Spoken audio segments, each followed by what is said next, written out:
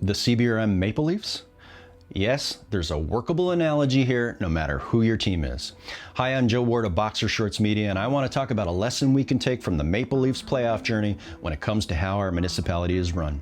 For a long time, I've said that one of the biggest problems with government is that people pick their choice like hockey fans. That usually applies primarily to provincial and federal levels of government because that's where the parties are treated like teams. And there are people who absolutely believe that because they've historically considered themselves to be aligned with a particular party, that they must always vote that way, even when the challenges we face might be best suited for another, or when the leadership and the character of the party or the team is vastly different than before.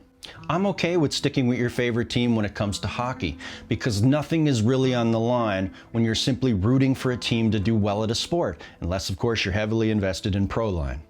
You can certainly vote for political leadership that way too, if you want, but it's not a very intelligent way to go about it whatsoever.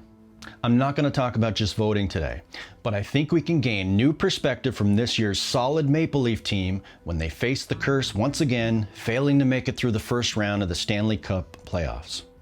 Think about it for a moment. The Maple Leafs lost this year despite having an outstanding team and an historically significant year, as well as the top goal scorer in the league lacing up the skates for them. But we know that the team dynamics can change a great deal from year to year, like last year's Montreal Canadiens defying the odds all the way to the finals and then returning this year and not even qualifying. In a way, the current CBRM is a lot like the Maple Leafs. The new administration was ushered in with an historic win by Mayor McDougall, soundly defeating a lifelong politician and breaking barriers. We were right to be optimistic about what was to come.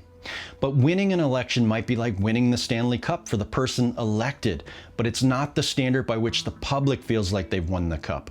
We, as citizens, win the cup when the municipality is operating so well that it's making life better for us and achieving goals that are well aligned with our needs.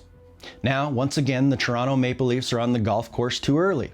So now we'll see folks scramble to figure out how they'll fix something that wasn't supposed to be broken. Maybe there's a management problem. Maybe they're missing a key player role. Or maybe they just ran into a brick wall with Tampa, defending back-to-back Stanley Cup champions. But let's compare to the CBRM. Maybe Mayor McDougall is actually the Austin Matthews or the Mitch Marner of the CBRM. She looks outstanding on paper, has some real skills, performs well in many ways, but can't keep the team together when it really matters. Maybe the CBRM Council is a team with some significant talent and passion for succeeding, but with some weak points of failure among their ranks, limiting what we can achieve when the challenges are immense. Maybe the entire administration is so accustomed to the status quo that losing in the first round is not only familiar, but an acceptable outcome. Maybe they've come to believe that there's no version of Matthews or Marner that can change things up. It's very difficult to determine precisely what it is that's holding the CBRM back. But at the end of the day, just as sports analysts are going to try to find out precisely why the Maple Leafs can't get it done when the stakes are at their highest, we're going to have to ask why the CBRM is also stumbling, not only in the playoffs, but in the regular season. At this point in time, as a municipality, we can't expect the equivalent of a Stanley Cup anytime in the foreseeable future. Perhaps we may not be even assured of qualifying for the playoffs, but it's not too far out of line to start asking, when is this mayor and council going to show us that they can make it past the first round and start knocking off some key milestones?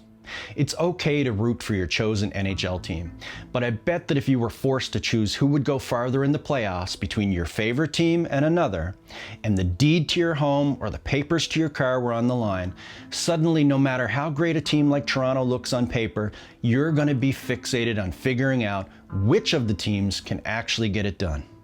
When it comes to having something on the line, your favorites no longer matter. You have to make the right choice. Having a player that can score 60 goals is advantageous, but with the goal of keeping your home, having him on the team that is cursed to not make it past the first round is going to change who you choose.